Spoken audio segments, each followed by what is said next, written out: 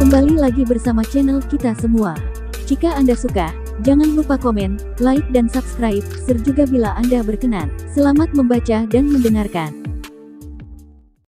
Perintah Kaisar Naga, Bab 3173-3175. Dev berpikir keras. Di dunia surga dan bumi ini, Dev sepertinya tidak dapat menemukan siapapun yang bisa menolong.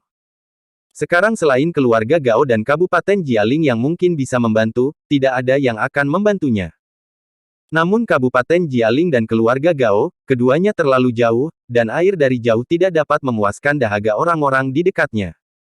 Saat ini, kita hanya bisa mengandalkan kekuatan kota Kekaisaran Iblis sendiri untuk menghentikan serangan kota Raja Mingli. Sekarang kita harus menemukan jalan sendiri, dan kita tidak bisa menaruh semua harapan kita pada orang lain. Berapa banyak yang kamu ketahui tentang kekuatan sebenarnya dari kota Raja Mingli? Sekarang pasukan kota Raja Mingli telah dikirim, bagaimana situasi di kota Raja Mingli? Apakah penjagaannya kosong? Dev bertanya pada Yi He. Kali ini Raja Li secara pribadi memimpin tim dan mengerahkan sebagian besar orang di kota Raja Mingli. Penjagaan di kota Raja Mingli memang kosong. Mungkinkah Tuan Chen ingin menyerang kota Raja Mingli, dan memaksa Raja Li kembali membantu, untuk menyelesaikan krisis di kota Kekaisaran Iblis? Yi He tahu apa yang ingin dilakukan Dev ketika mendengar pertanyaan Dev seperti ini. Tidak buruk. Dev mengangguk. Tuan Chen, ide Anda memang bagus, tapi sayang sekali seluruh kota Kekaisaran Iblis sekarang terkepung dikelilingi oleh pasukan kota Raja Mingli. Bahkan jalan rahasia dijaga oleh pasukan dari sisi lain. Kami tidak bisa keluar sama sekali. Kita tidak bisa keluar dari kota Kekaisaran Iblis, bagaimana cara menyerang kota Raja Mingli? Yi He juga mengetahui metode ini, tetapi dia tidak dapat mengirimkan satu prajurit pun. Pasti ada jalan. Mari kita istirahat malam ini. Besok, Raja Mingli pasti akan menyerang lagi. Dev belum dapat memikirkan bagaimana cara meninggalkan kota Kekaisaran Iblis saat ini, Raja Li pasti akan menemukannya. Jadi dia meminta semua orang terlebih dahulu beristirahat dan perlahan mencari tahu caranya. Yi He mengangguk, lalu mengajak Yixia beristirahat. Dev tidak pergi beristirahat, tapi membawa Yulian langsung ke tembok kota. Melihat tumpukan mayat dan lautan darah di bawah tembok kota, Dev tahu bahwa pertempuran besok pasti akan lebih tragis daripada hari ini. Meskipun kekuatannya telah meningkat pesat, tetapi dalam menghadapi puluhan ribu atau bahkan ratusan ribu orang yang bertarung, kekuatannya sendiri benar-benar tidak berdaya. Dev juga ingin menangkap pencurinya terlebih dahulu dan harus menangkap rajanya terlebih dahulu, tetapi Raja Li tidak lemah, dan selain Raja Li, pasti ada banyak ahli yang melindunginya. Jika Dev ingin masuk ke kamp musuh dan menangkap Raja Li itu, saya khawatir itu tidak akan mudah. Tuan Chen, ada cahaya spiritual yang berkedip-kedip di sekitar kota Kekaisaran Iblis. Jelas bahwa formasi telah diatur, jadi Tuan Chen tidak perlu terlalu khawatir. Yulian memperhatikan cahaya spiritual yang berkedip-kedip di sekitar kota Kekaisaran Iblis, dan sudah jelas bahwa formasi telah diletakkan.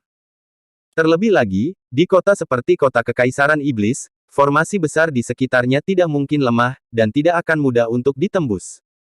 Dev telah lama menemukan formasi di sekitar kota Kekaisaran Iblis, tetapi formasi ini tidak terlalu kuat. Meskipun ada formasi di sekitar kota Kekaisaran Iblis, itu hanya formasi pertahanan, dan tidak terlalu kuat.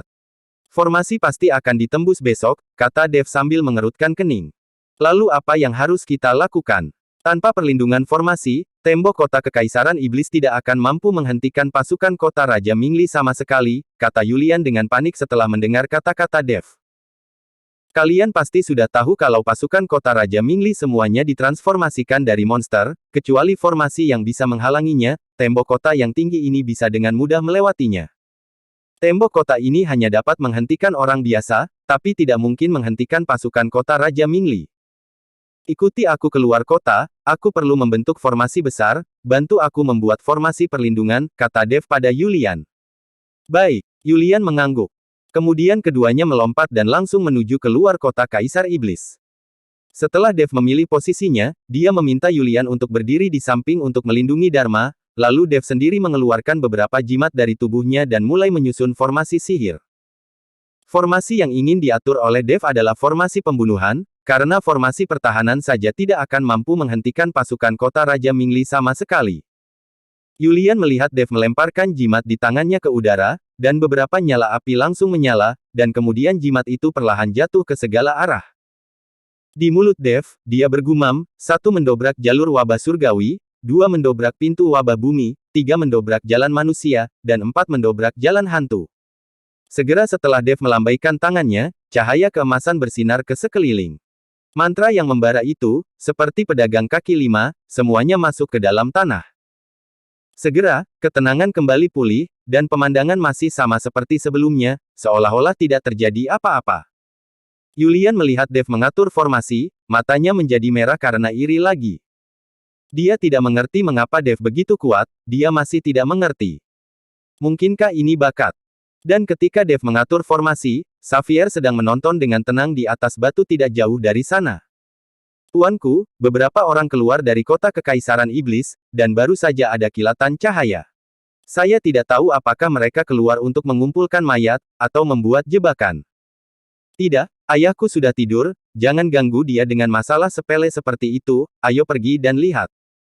Xavier melambaikan tangannya dan berkata, Tuan muda, Raja Li berkata bahwa jika Anda tidak diizinkan mendekati kota Kekaisaran Iblis, jika ada bahaya, Anda akan mendapat masalah.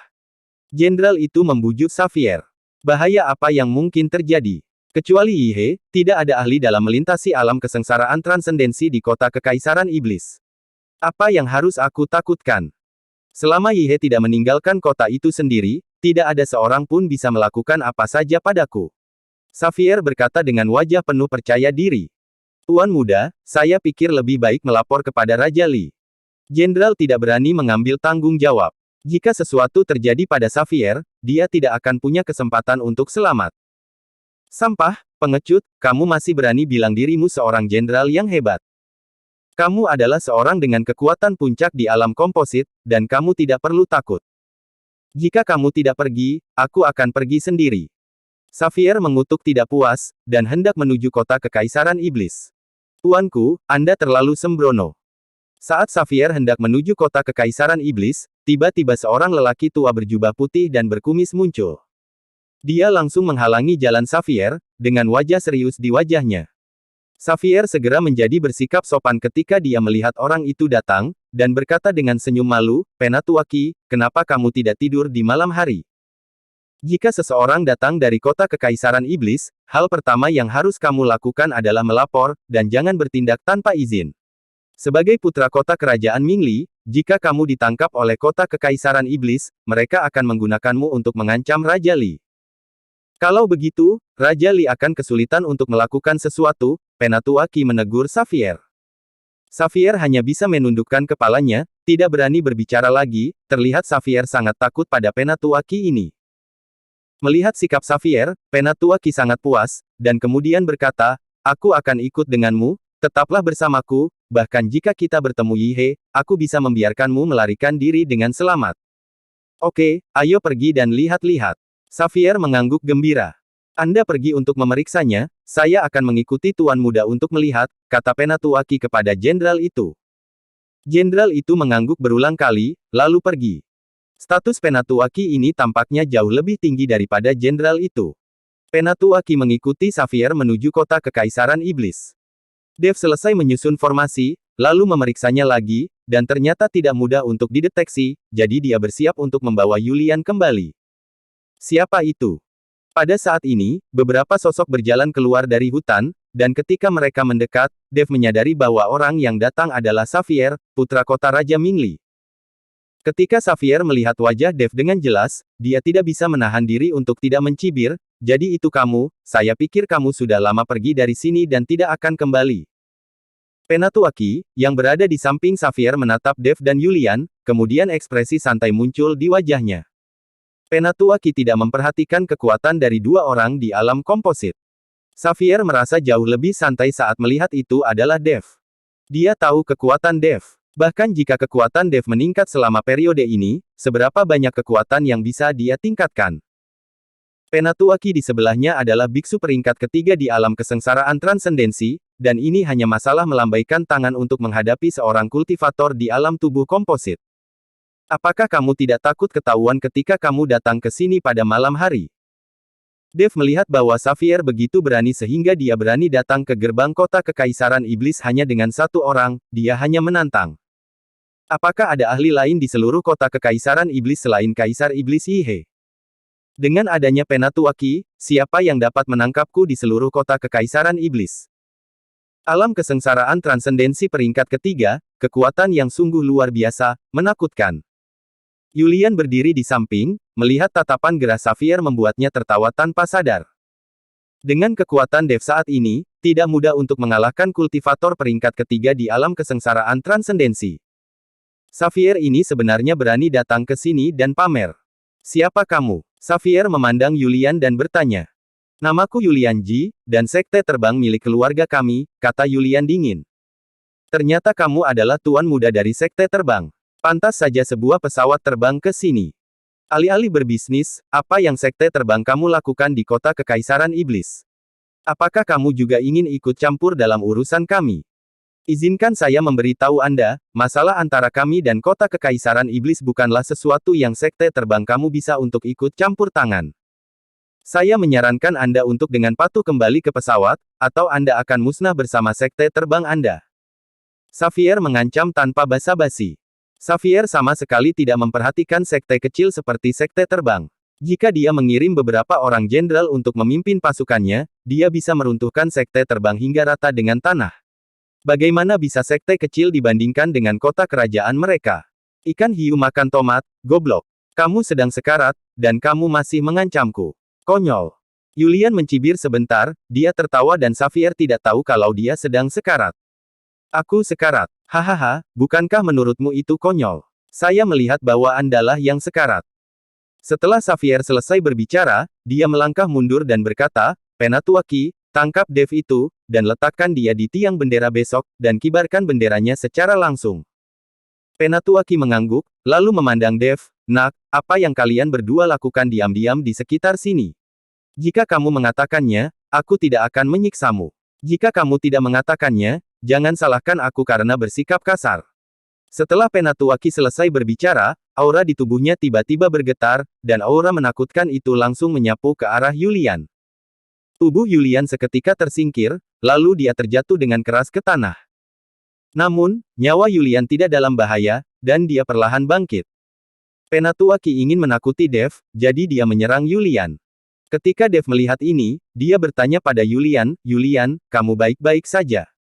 Jangan khawatir Tuan Chen, aku tidak akan mati. Yulian menggelengkan kepalanya. Tidak sopan datang dan pergi tanpa membalas. Sepertinya saya harus memperlakukan mereka seperti ini. Dev tersenyum ringan. Tiba-tiba, aura di tubuhnya meledak dalam sekejap, dan aura menakutkan itu membubung ke langit. Sebelum Penatuaki dapat bereaksi, aura menakutkan itu sedang menuju ke arah Xavier.